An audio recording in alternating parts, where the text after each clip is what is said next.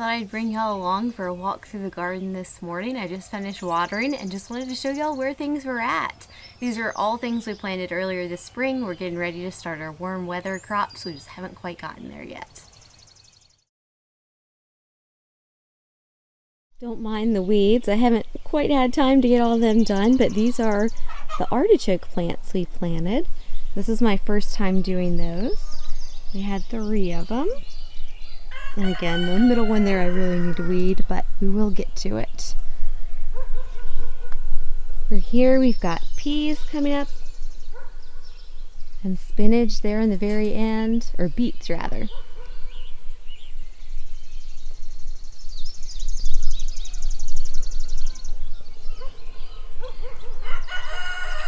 This is our garlic. This is my first year doing those as well, and oh my goodness, they're probably 3.5 foot tall at this point.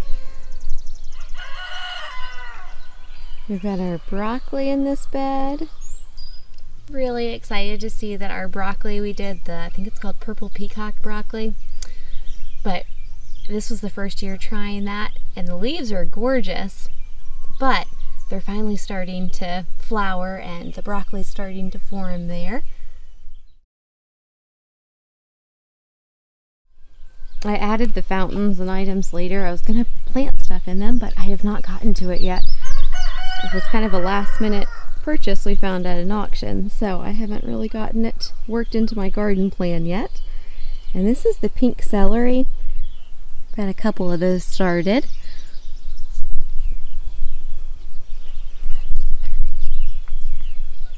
See if I can back up some more.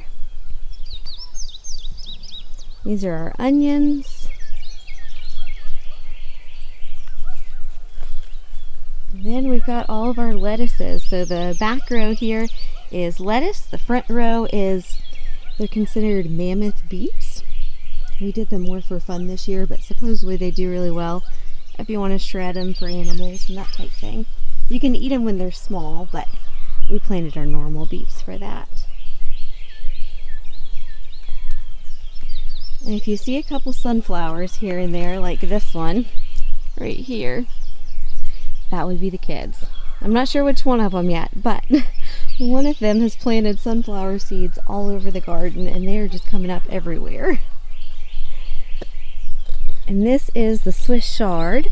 I don't know if you can see real well, but the colors, we did the rainbow Swiss chard this year, and the colors are just all over the place and so fun.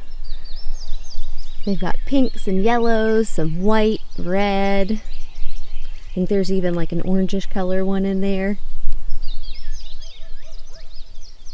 On the other side of the garden, we've got all of our cabbages. Most of these are red cabbage. As we get down here though, it switches to just regular cabbage. I think we did the Dutch cabbage this year. And then carrots. On this side, we've got cauliflower. There's a couple, I have like 2 cabbages mixed in there too.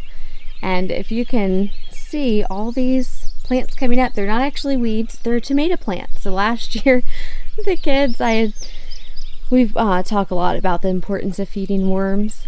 And I guess the kids thought they needed to feed the worms a bunch of tomatoes that were supposed to go to the pigs, but they got planted in the garden. So that has been quite the surprise this year. And instead of cutting them out, I've just kind of been letting them go. I'm just going to see how they do. Pretty sure it's Peter that planted this set of sunflowers here. But this whole bed is riddled with tomato plants. And so far, they haven't really seemed to have an effect on the cauliflower or the broccoli that's in this bed. So I'm just letting it go. There's not much I can really do about it at this point. I could pull them all out, but it seems like it would kind of be silly to waste those tomato plants. And the last bed here, we've got our spinach. We did rugged Jack kale. And there's I had a volunteer red cabbage come up there this year. It's actually where I pruned them back from last year. It just came back to life. And then our peas. We tried a couple different varieties of peas this year. Offhand, I don't remember the name of those ones. And then more spinach on the end.